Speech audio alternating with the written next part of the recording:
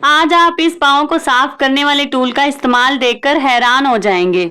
ऐसा जबरदस्त और अनोखा इस्तेमाल जो औरतों के होश उड़ा के रख देगा। इसके अलावा इस वीडियो के अंदर किचन हैक्स, क्लीनिंग हैक्स और टिप्स शेयर किए गए हैं जो कि आपके रोजमर्रा के कामों को निहायत ही आसान बना देंगे। तो इसलिए वीडियो को एंड तक लाजमी देखें ताकि तमाम टिप्स से आप भी अच्छी तरह से फायदा हासिल कर सकें। चलते हैं टिप नंबर 1 की तरफ। तो अगर आपकी कैंची को भी जंग लग गया है और ऊपर से वो ब्लैक कलर की हो गई है, काली हो गई है और गंदी हो गई है और साफ नहीं होती, तो आज मैं आपको एक आसान तरीका बताऊंगी जिसके जरिए से आपकी कैंची बिल्कुल साफ हो जाएगी।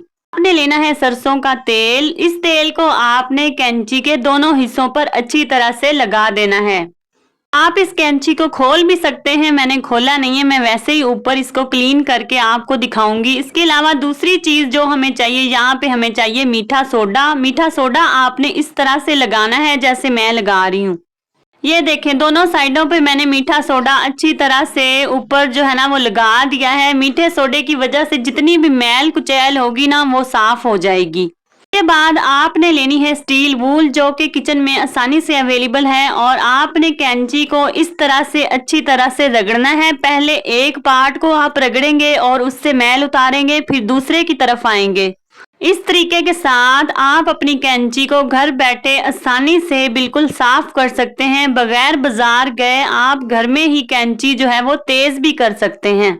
इसमें ना तो आपके पैसे लगे हैं और ना ही आपको बाजार जाना पड़ा है। आप घर बैठ के इस तरीके से बहुत से टिप्स इस्तेमाल कर सकते हैं जो कि मैं अपनी सारी वीडियोस के अंदर दिखाती हूँ। तो यहाँ देखें, कैंची हमारी बिल्कुल साफ होने लग गई है। आप घर में छुरी को भी इस तरह से साफ कर सकते हैं। यहाँ पे सिर्फ मैंने कैंची को साफ करके दिखाया है। इसके अलावा जो छोटी आपकी कैंचियां हैं उस तरीके से भी आप इनको साफ कर सकते हैं। आपकी कैंची बिल्कुल इस तरीके से साफ हो जाएगी।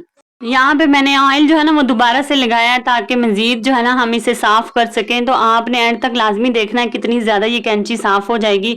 तो ये आसान सी अगर मेरी टिप आपको अच्छी लगती है तो आपने प्लीज वीडियो को लाइक कर देना है और एक प्यारा सा कमेंट कर देना है। ये देखें, टिश्यू की मदद से आपने एंड पे इसको अच्छी तरह से साफ कर लेना है। देखें, साफ करके मैं आपको दिखाती हूँ कितनी ज्यादा इसके ऊपर से ना मैल और गंदगी उतरी है। तो टिश्यू के जरिए से ना आप इसको साफ कर सकते हैं। इसके अलावा आप कपड़े के जरिए से बिल्कुल ऑयल जो है ना उसको अच्छी तरह से आपने ऊपर से रगड़ के साफ करना है।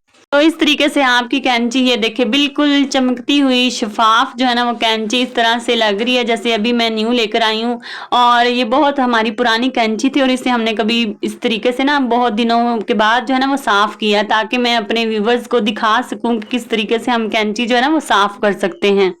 ये देखें, टिश्यू के ऊपर इतनी ज्यादा ये गंदगी और मैल कुचैल जो है ना निकली है जो कैंची के ऊपर जो है ना वो लगी हुई थी। तो आपने इस तरीके में पानी इस्तेमाल नहीं करना, पानी लगने से ना कैंची को जंग लग जाएगा। अक्सर क्या होता है कि शलवारों के अंदर इलास्टिक पुराना हो जाता है जिसकी वजह से वो लूज हो जाता है। तो आज मैं आपके साथ एक ऐसा तरीका शेयर करने लगी हूँ जिसके जरिए से आप इस लूज इलास्टिक को सही कर सकते हैं। आपने क्या करना है, आपने लेना है धागा और इस तरीके से जैसे मैं एक टांका छोड़कर एक टांका वीडियो के अंदर लगा रही हूँ शलवार के इलास्टिक के ऊपर, आपने भी इसी तरह से सारे टांके जो है वो लगा लेने हैं। पहले आपने एक साइड पे टांके लगाने हैं और इसी तरीके से आपने दूसरे रुख भी उसी तरीके से टांके लगाने हैं जैसे आपने पहले लगाए हैं। ये देखें, दूसरी तरफ भी एक टांका छोड़कर एक टांका मैं लगा रही हूँ और इस तरीके से टांके लगाने के बाद आपने एंड पर धागे को बांध देना है और बांधने के बाद आपने धागा जो है ना वो खींचना है।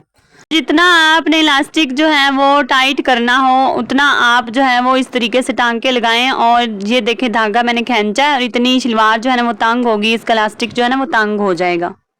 धागा खींचने के बाद यहाँ पे मैंने गिरा लगा ली है और गिरा लगाने के बाद आपने चेक कर लेना है कि कितना जो है ना वो टाइट हुआ इलास्टिक। ये देखें, इस तरह से इसकी लुक जो है ना वो क्रिएट होगी, इस तरह से नजर आएगा। ये इस टिप को आपने लाजमी ट्राई करना है। उम्मीद है कि आपको मेरी ये टिप बहुत अच्छी लगेगी। गर्मी का मौसम है और मीठे मशरूबात हर घर में बनाए जाते हैं और इस तरह के कांच के जो गिलास हैं वो हर घर में इस्तेमाल होते हैं।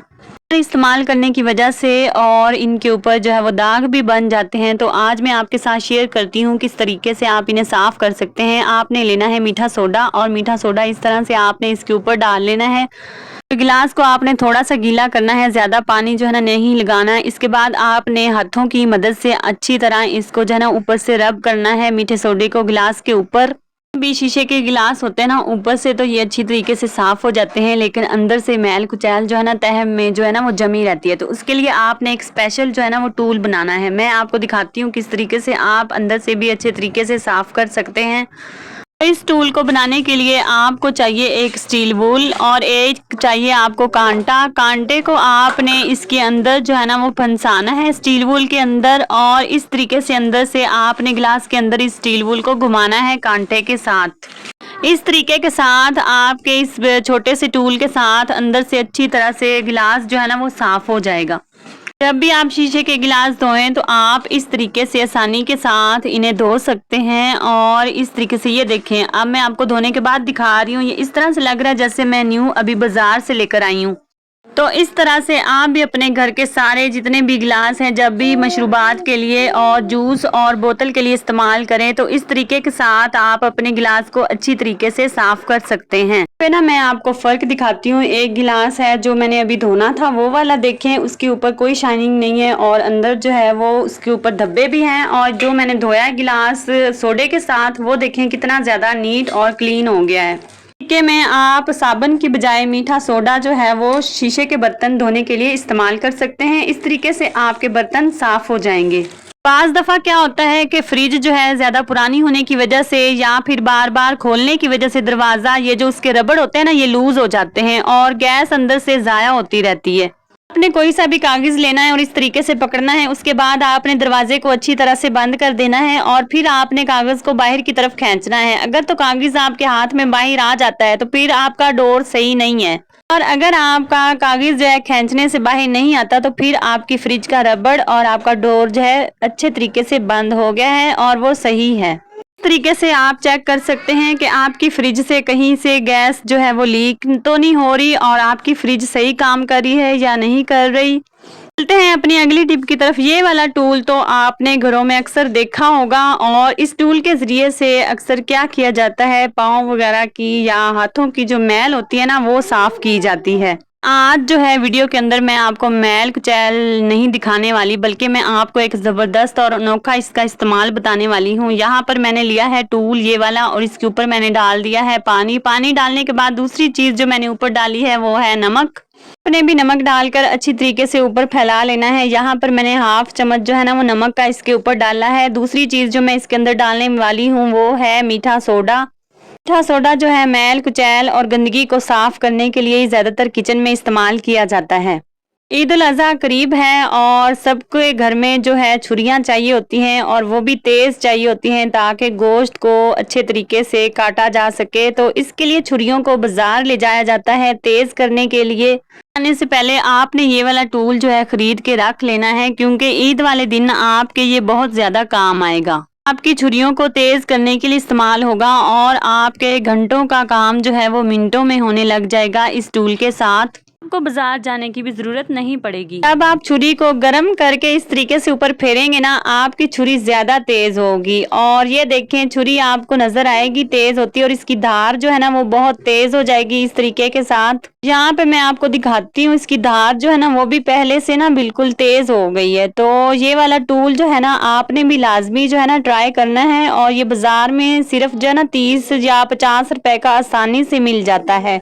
शुरू से इस टूल को इस्तेमाल करके मैल कुचैल और जिस्म की मैल कुचैल उतारी जाती है, लेकिन आप जो है ना अपनी छुरियों को भी तेज कर सकते हैं इसके साथ। इसके अलावा दूसरा तरीका मैं इस्तेमाल करने लगी हूँ। आपने इस टूल को गर्म कर लेना है चूल्हे के ऊपर। आपने ज़्यादा सारा इसको गर्म करना है, और गर्म करने के बाद आपने एक कपड़ा लेना है और कपड़े के अंदर आपने इस टूल को अच्छी तरह से लपेट लेना है। मैंने इस तरीके से गर्म किया। अब मैंने एक कपड़ा लिया है और इस कपड़े के अंदर मैंने इस टूल को लपेट लिया है। अब ये हमारे किस काम आने वाला है, जब भी हमारे जिस्म में कहीं दर्द हो और पट्टों में दर्द हो रही हो या किसी भी चीज़ की कोई दर्द हो, तो आपने इस तरह से इसे टकोर करने के लिए इस्तेमाल करना है।